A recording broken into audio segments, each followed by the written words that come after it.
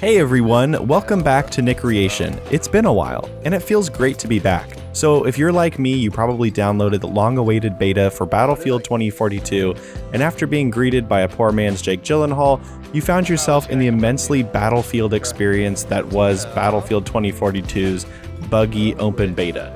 If you're also like me, you may have been waiting close to 10 years for Battlefield to finally come back to a modern setting. Now that we're here and we know what this game is, what it looks like, whether or not you played the open beta or not, we're in that weird waiting period between the open beta and the official release of the game, and you may be asking yourself, is Battlefield 2042 worth $70? Let's talk about it.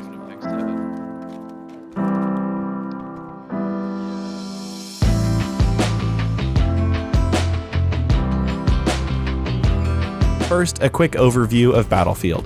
This series is known for massive maps, destructible environments, vehicles, planes, and just overall crazy all-out war mayhem-style gameplay. They are famous for the quote-unquote only in Battlefield type of moments that you can only really get in such a large-scale sandbox-style first-person shooter like Battlefield.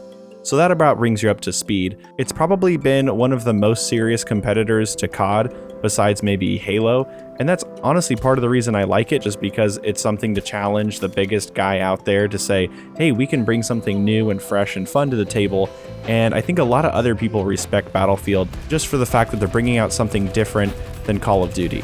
One of the major differences between Battlefields of the past and Battlefield 2042, however, is the fact that this will not feature a single-player campaign at all.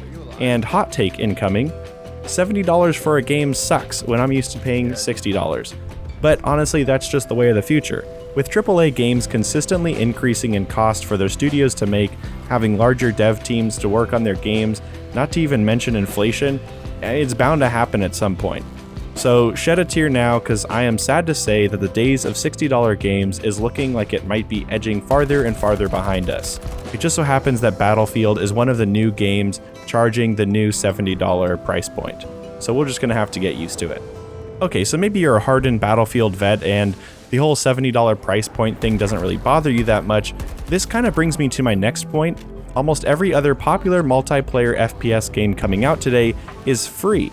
So not only is Battlefield 2042 jumping and making that extra $10 price difference gap jump up to $70, it's competing in a market where almost every other popular game in its same genre costs you literally no money. That's a tough sell. So here's some market context for you. Call of Duty Warzone, Apex Legends, Valorant, Halo Infinite, Splitgate, Fortnite, Counter-Strike, even the base version of Destiny 2 is free to play, which is more of an RPG, but I listed it anyway because I'm trying to make a point here. The point is that there's been a clear shift in the market away from paying full price upfront for a game and instead paying over time through microtransactions. Insert your personal thoughts and feelings about microtransactions here. The other way that games are not having to charge full price to their customers is through subscription-based models, like Xbox Game Pass, where Battlefield 2042 is not available. And while EA Play exists, where it is available, how many people are going to be choosing that over Game Pass? Now insert your personal thoughts and feelings about streaming services here. The point being, Battlefield 2042 is definitely standing out from its competitors by charging full price, although I'm sure that's not the way they want to be standing out. But does that mean they aren't going to try to monetize it in the future with microtransactions? We'll see.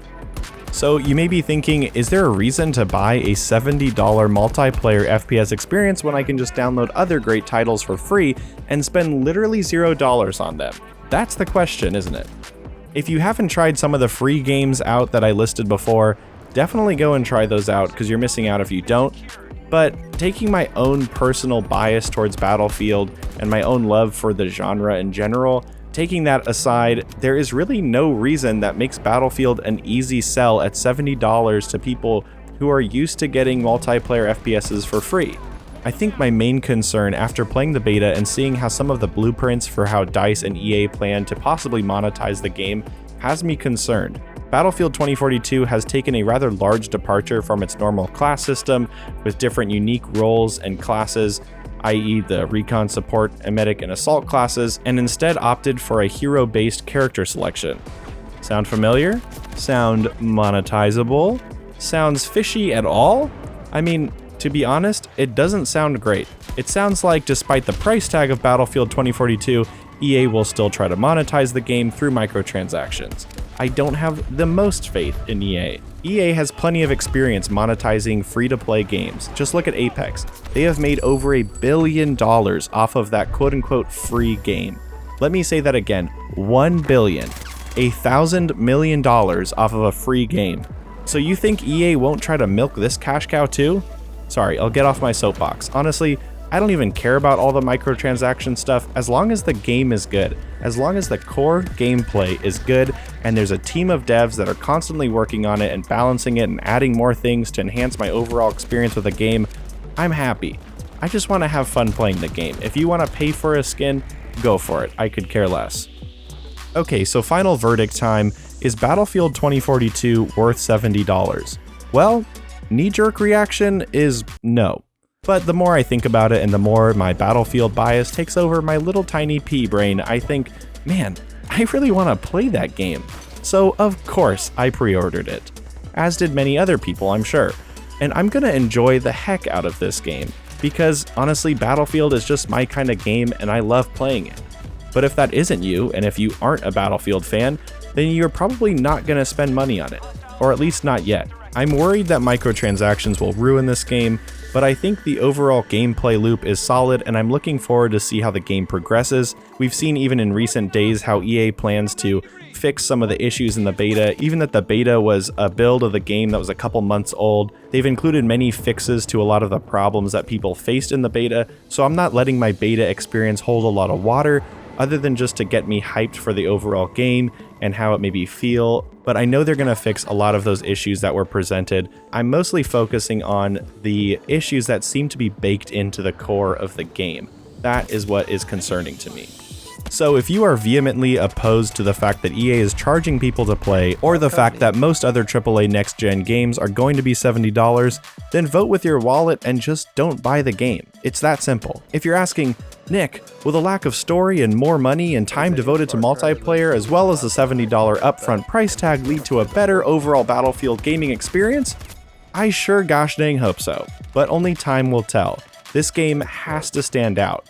It has to say, hey, it's worth paying full price because you ain't gonna get this experience anywhere else. It needs to set itself apart from the other games being released right now with its quality and its game modes and its battlefieldiness charm or whatever, and that's just for the game to succeed overall. Again, I said I'm pretty biased, I pre-ordered the game, whatever, I'm gonna have fun playing it, but in order for the game to succeed, in order to make me not afraid for Battlefield as a franchise, having this be the last game because it crashes and burns, they need to kind of hit this out of the park. And while it doesn't feel like a home run at first, I think it'll still be enjoyable, and they might even do something more, maybe a free-to-play mode or something that'll get more players involved and get more people willing to spend $70 on this experience. In the meantime, let me know what you think in the comments. Get in there, tear it up. What do you think about Battlefield 2042 and paying $70 for games now? If you like this video, please do your part in feeding the great and powerful YouTube algorithm monster and smash that like button, because how else will YouTube know that you're having a fun time, you know? I don't. Please tell me. The algorithm confuses me. Also, make sure to subscribe if you want to see more content, especially more Battlefield 2042 content when the game is fully released. That's it for this one. See you all in the next one.